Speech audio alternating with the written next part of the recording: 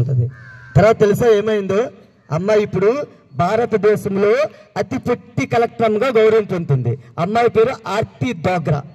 ఆర్తి డోగ్రా భారతదేశంలోనే ఇప్పుడు అతి పొట్టి కలెక్టర్ అమ్మ. ఓకేనా? అమ్మాయి క్లాప్స్ కూడా అందరు గట్టిగా. అమ్మాయి ఇట్లా నడిచెళ్తుంటే, అమ్మాయి వెనకాల అంత పెద్ద పొడవు ఐపీఎస్ ఆఫీసర్స్, అంత పెద్ద పొడవు ఉంటారు. వాళ్ళు ఇక్కడ కూడా ఉండదు అమ్మాయి. కానీ అమ్మాయికి ఎంత గౌరవం దొక్కుతుంది. కాబట్టి గౌరవం అనేది మన యొక్క కలర్ని బట్టి, మన యొక్క పొడవుని బట్టి, మన యొక్క అందాన్ని బట్టి రాదు, మనం చేస్తాం. ఓకేనా? అట్లాగే మనందరికీ కూడా మనము ఎట్లాంటి వాళ్ళతో ఫ్రెండ్షిప్ చేయాలి, ఎట్లాంటి వాళ్ళతో ఫ్రెండ్షిప్ విడిచిపెట్టుకోవాలి. ఎందుకంటే so your friends I will tell you what your అంటాడు ఒక తత్వవేత్త. అంటే నీ ఫ్రెండ్స్ ఎవరో నువ్వు నాకు చెప్పు, నువ్వు ఎట్లాంటి వ్యక్తివో నేను చెప్పేస్తాను అంటాడు అనమాట. అంటే ఫ్రెండ్స్ యొక్క ప్రభావము మన లైఫ్ మీద అంత ఎక్కువ పడుతుంది అనమాట. ఫ్రెండ్స్ చాలా రకాలుగా ఉంటారు. ఉత్తమ స్నేహితులు, తెలివైన స్నేహితులు, సాధారణ స్నేహితులు, ఈడియట్స్, క్రూక్స్, స్పాయిలర్స్ అని చెప్పేసి చాలా రకాలుగా ఉంటారు ఫ్రెండ్స్. మరి మనం ఎలాంటి వాళ్ళతో ఫ్రెండ్షిప్ చేయాలి, ఎలాంటి వాళ్ళతో ఫ్రెండ్షిప్ విడిచిపెట్టేయాలి, ఇలాంటివన్నీ కూడా ఈ పుస్తకంలో మీకు చర్చించబడ్డాయి. అట్లాగే మనం లైఫ్లో మంచి విజయం సాధించాలని అంటే అన్నిటికంటే భయంకరమైనది ఏంటంటే మొట్టమొదటి మనం దాటాల్సింది ఏంటో తెలుసా? బద్ధకం. మనల్ని ఎక్కువ మందిని వెనక్కి లాగుతున్నది బద్ధకం. బద్ధకం అనే దాన్ని జయించలేకపోతే ఎప్పటికీ మన లైఫ్లో సక్సెస్ కాలేము.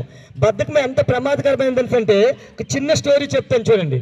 ఒక అడవిలో ఒక అందమైన పక్షి ఉంటుంది. ఆ పక్షి చాలా అందంగా ఉంటుంది. ఎంత అందంగా ఉంటుంది అంటే ఆ పక్షిని చూడడానికి అడవికి వెళ్తారు.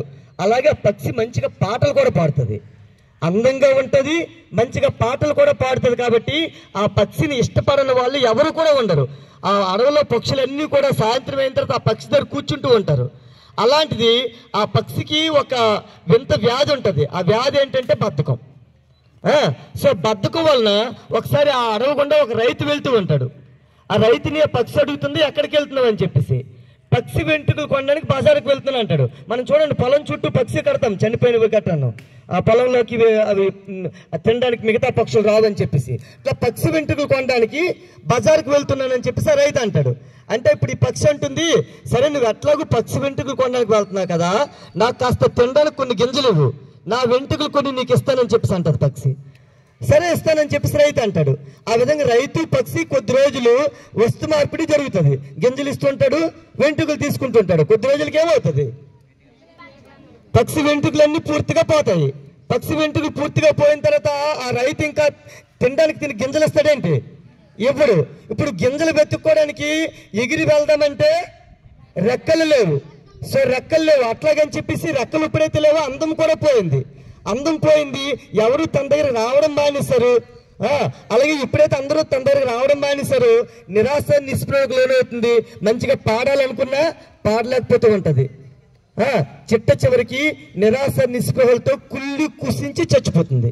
అంటే అద్భుతమైన అందము, పాడగలిగే సామర్థ్యము ఇన్ని ఉన్నప్పటికీ కూడా బద్ధకమైన ఒక వ్యాధి వలన, బద్ధకమైన ఒక చెడు అలవాటు వలన ఇంత తన శక్తి సామర్థ్యం అంతా కూడా వ్యర్థంగా పోయిందనమాట. అవునా కాదా? కాబట్టి మన అందరం కూడా మొట్టమొదటి విడిచిపెట్టాల్సింది ఏంటంటే బద్ధకాన్ని విడిచిపెట్టాలి. మరి ఆ బద్ధకాన్ని ఎట్లా విడిచిపెట్టాలి? తెల్లవారు లేచిన వెంటనే మనల్ని మనం ఎలా కోచింగ్ చేసుకోవాలి, ఇలాంటివన్నీ కూడా లైవ్ ఎగ్జాంపుల్స్తో మొబైల్ కూడా మన లైఫ్ సక్సెస్కి ఏ విధంగా ఉపయోగించుకోవచ్చు, ఇలాంటివన్నీ కూడా ఈ పుస్తకంలోని చెప్పబడ్డాయి అనమాట. ఎర్లీ మార్నింగ్ లేచిన వెంటనే మీకు నేను టార్గెట్ ఎట్లా పెట్టుకోవాలో చెప్తాను. టార్గెట్ పెట్టుకున్న వెంటనే ఎర్లీ మార్నింగ్ మన టార్గెట్ మనకు గుర్తురావాలి. రాత్రి పడుకునేటప్పుడు ఫర్ ఎగ్జాంపుల్ 10th క్లాస్ వాళ్ళు లాస్ట్ టైం మీ బోర్డు చూస్తాను, మంచి మంచి మార్క్స్ వచ్చున్నాయి. 576 ఇట్లా వచ్చున్నాయి. 576 వస్తే సరిపోతుందా? అంటే ఇక్కడికి మనం బెస్ట్ స్టూడెంట్స్ అవుతాము. స్టేట్లో last time 10th class highest ఎన్ని మార్క్స్ వచ్చాయి తెలుసా? 599 వచ్చాయి. మరి 599 ఎవరో ఒకరు తెచ్చుకోగలిగినప్పుడు మనము కూడా తెచ్చుకోగలమా లేదా? తప్పనిసరిగా తెచ్చుకోవచ్చు. అది ఎలా తెచ్చుకోవచ్చు ఇప్పుడు మీకు చెప్తాను నేను. సో ఉన్నతమైన లక్ష్యం పెట్టుకుంటే అత్యున్నతమైన విజయాలు మనం సాధించవచ్చు. సో ఉన్నతమైన లక్ష్యం ఏ విధంగా పెట్టుకోవచ్చు అని చెప్పే ముందుగా మరొక విషయం చెప్తాను. ఇప్పుడు చూడండి, మీ ఊర్లో ఇక టీచర్స్ కానీ చాలా మంది ఉన్నాం కదా, మేము చదువుకునేటప్పుడు ఇప్పుడున్నంత కాంపిటీషన్ లేదు. ఊర్లో ఎవరైతే కాస్త కొద్ది బాగా చదివేవారో వాళ్ళందరూ కూడా జీవితంలో సక్సెస్ అయిపోయారు.